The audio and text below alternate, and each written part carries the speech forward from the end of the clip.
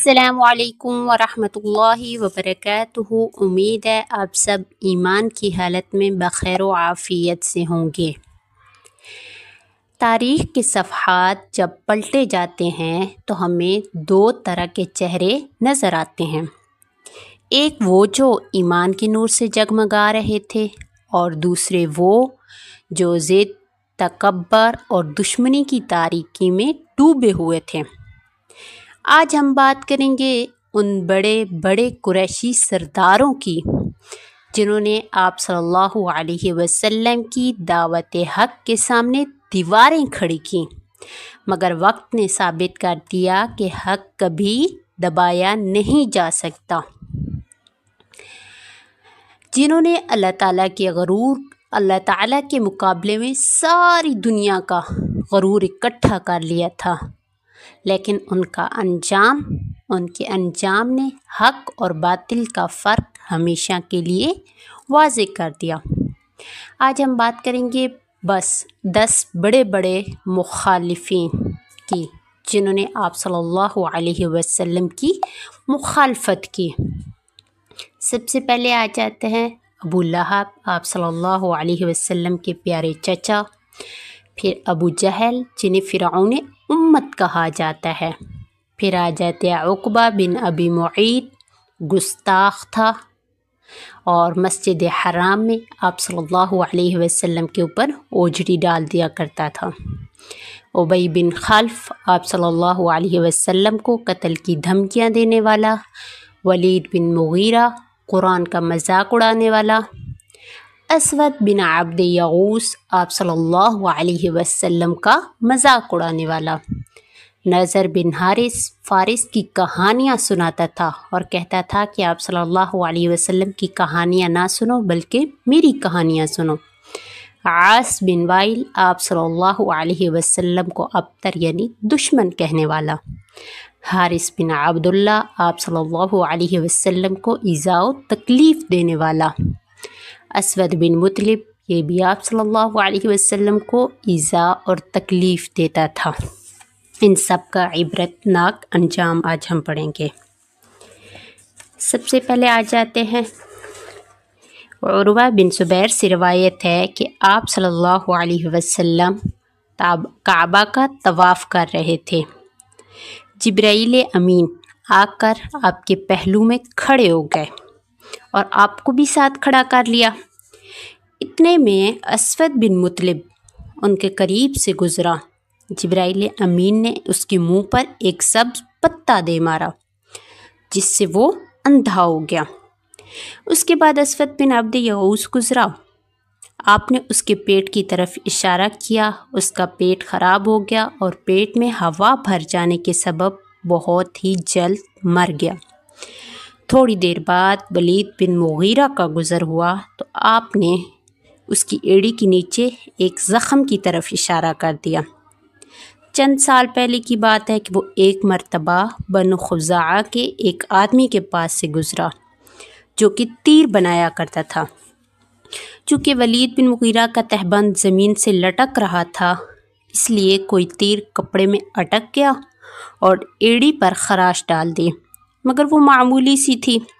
جب جبرائیل امین نے اس کی طرف اشارہ کیا تو اس سے خون بہہ پڑا اور وہ تڑپ تڑپ کر مر گیا۔ تھوڑی دیر بعد وہاں سے عاص بن وائل کا گزر ہوا۔ حضرت جبرائیل نے اس کے پاؤں کے تلوے کی طرف اشارہ کیا۔ بعد میں وہ گدھے پر سوار ہو کر طوائف کو چلا۔ گدھے نے اسے ایک جھاڑیوں پر دے مارا اور اس کے تلوے میں کانٹا چبھ گیا، جس سے پاؤں اتنا پھول گیا کہ اسے اپنی جان سے ہاتھ دھونا پڑا۔ چند لمحوں کے بعد وہاں سے حارث بن طلالہ کا گزر ہوا۔ آپ نے اس کے سر کی طرف اشارہ کیا، اس سے پیپ نکلنے لگی اور کچھ دیر میں ہی اس نے جان دے دی۔ ابن عباس سے روایت ہے کہ آپ صلی اللہ علیہ وسلم چند سال خفیہ طور پر مصروف کار رہے اور وحی الہی کو سرعام بیان نہ فرمایا، یہاں تک کہ اللہ تعالیٰ نے فرمایا فاصدع ما تؤمر، یعنی وہ کر گزرو جو حکم دیا جاتا ہے، یعنی مکہ میں اپنا دعویٰ بیان کرو۔ تو پھر اللہ تعالیٰ نے آپ کی مخالفت اور آپ سے مذاق کرنے والوں کو تباہ کر دیا۔ پھر تھے ابو لہب کا انجام۔ مکہ کی گلیوں میں ایک شخص آپ صلی اللہ علیہ وسلم کے پیچھے پیچھے چلتا، لوگوں سے کہتا اسے نہ سنو، یہ جادوگر ہے۔ یہ شخص تھا ابو لہب، آپ صلی اللہ علیہ وسلم کا اپنا چچا۔ اس نے اسلام کو روکنے کے لیے دن رات سازشیں کیں۔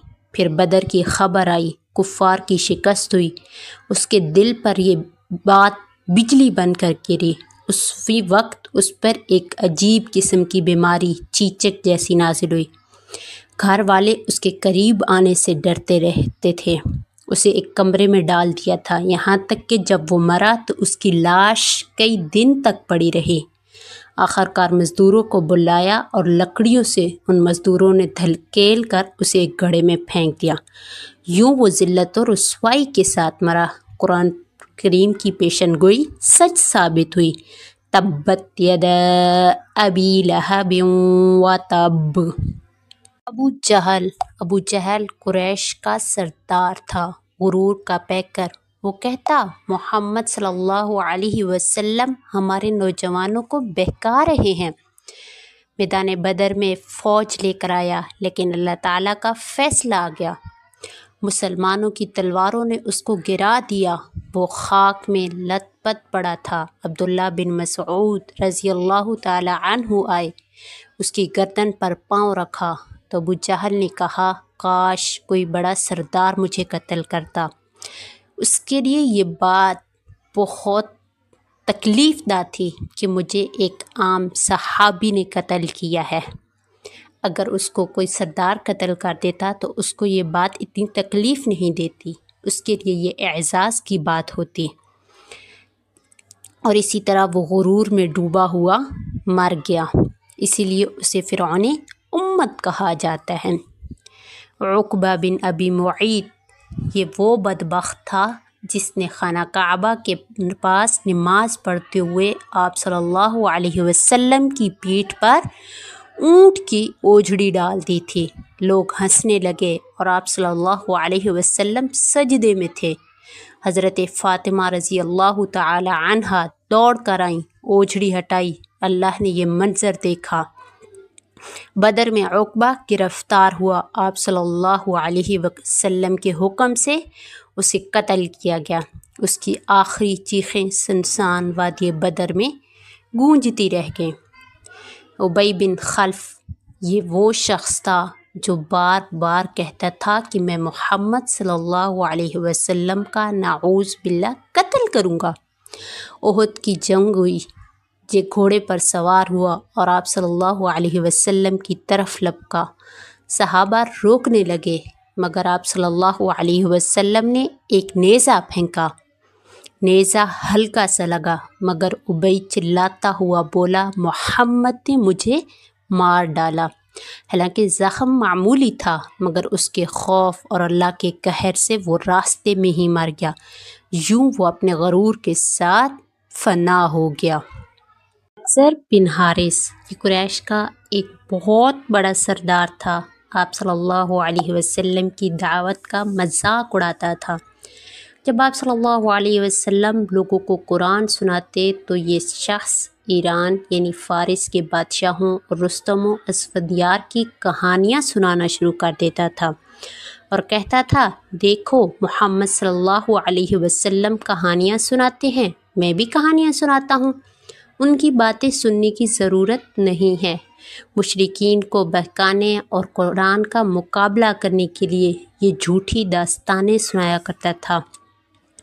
غزوہ بدر میں یہ قید ہوا، مگر باقی قیدیوں کو فدیہ دے کر چھوڑ دیا گیا، مگر نضر بن حارث کی گستاخیوں کی وجہ سے آپ صلی اللہ علیہ وسلم نے حکم دیا کہ اسے قتل کر دیا جائے۔ حضرت علی رضی اللہ تعالی عنہ نے اسے بدر کے قریب وادی صفرا میں قتل کیا۔ اس کی لاش کو کوئی اٹھانے والا نہ تھا، اس کی لاش ذلت کے ساتھ وہیں پڑی رہی۔ اسود بن مطلب بن حارث بن عبد العزیٰ کا ایک زمعہ نامی بیٹا تھا، جس کا میں نے سب سے شروع میں ذکر کیا کہ اس کو حضرت جبرائیل نے ایک سبز پتا دے مارا تھا جس سے وہ اندھا ہو گیا تھا۔ اس کا بیٹا ایک زمعہ تھا، باپ کا بڑا وفادار۔ وہ جب بھی سفر پر جاتا باپ سے کہتا میں جاتے ہوئے فلاں فلاں جگہ ٹھہروں گا اور آتے ہوئے فلاں فلاں جگہ، اور وقت مقررہ پر گھر پہنچ جایا کرتا تھا۔ ادھر آپ صلی اللہ علیہ وسلم نے اسود کے لیے دعا کی تھی، اللہ اسے اندھا کر دے اور اس ماں اس پر روئے۔ چنانچہ جبرائیل امین نے آ کر اسے پتا دے مارا تھا اور اس کی نظر جاتی رہی تھی۔ پھر جس دن اس کے بیٹے نے سفر سے واپس آنا تھا وہ استقبال کے لیے نکلا، اس کے ساتھ اس کا غلام بھی تھا، کیونکہ نابینا ہونے کے سبب وہ خود نہیں چل سکتا تھا۔ وہ درخت کے نیچے بیٹھا ہوا تھا، اتنے میں جبرائیل امین آ گئے۔ چنانچہ وہ اپنا سر پھوڑنے لگا اور اپنا چہرہ کانٹوں پر مرنے لگا۔ ساتھ اس نے اپنے غلام سے فریاد کی۔ غلام نے کہا تم خود ہی اپنا یہ حشر کر دو۔ چنانچہ اس طرح اس نے خود کو ختم کر لیا، مرتے ہوئے کہہ رہا تھا مجھے محمد کے رب نے مارا ہے۔ کچھ لوگ کہتے ہیں کہ وہ اس کے بعد زندہ رہا اور بدر میں اس کا بیٹا قتل ہوا تو وہ اس کے غم میں روتے روتے مر گیا۔ جب یہ لوگ فطرہ انگیزی میں حد سے بڑھ گئے، آپ صلی اللہ علیہ وسلم کا مذاق اڑانے میں کمینگی کی تمام حدیں پھلانگ گئے تو اللہ تعالیٰ نے یہ آیت نازل کی تھی اِنَّا کَفَيْنَاكَ الْمُسْتَهْزِئِينَ، کہ جو آپ صلی اللہ علیہ وسلم کا دشمن بنا وہ ذلیل ہوا، یعنی اِنَّا کَفَيْنَاكَ الْمُسْتَهْزِئِينَ کہ ہم تمہارے مذاق اڑانے والوں کے لیے کافی ہیں۔ تو اللہ تعالیٰ نے ان سب کو ذلیل و رسوا کر کے ان کو موت دی۔ ہم نے آج جو سنا وہ تاریخ کا ایک حصہ ہے، عبرت و نصیحت کے لیے، کہ یاد رکھیں کہ ہر زمانے کا انسان انہی بنیادوں پر آزمائش میں آتا ہے، یعنی ایک اعمال، کردار اور اللہ کے سامنے عاجزی۔ آخر میں بس اتنا ہی کہوں گی کہ آپ صلی اللہ علیہ وسلم کی شان میں توہین سے بچیں اور نیکی کی طرف راغب رہیں۔ اللہ تعالی ہمیں سچ بولنے، نرم دل ہونے اور فخر و تکبر سے بچنے کی توفیق عطا فرمائے۔ اللہ رب العزت ہمیں ہدایت دے۔ اگر آپ کو یہ ویڈیو پسند آئی ہے تو اس کو لائک، کمنٹ اور شیئر ضرور کیجیے گا، اور کمنٹ میں اپنی رائے کا اظہار دیجیے گا۔ جزاکم اللہ، فی امان اللہ۔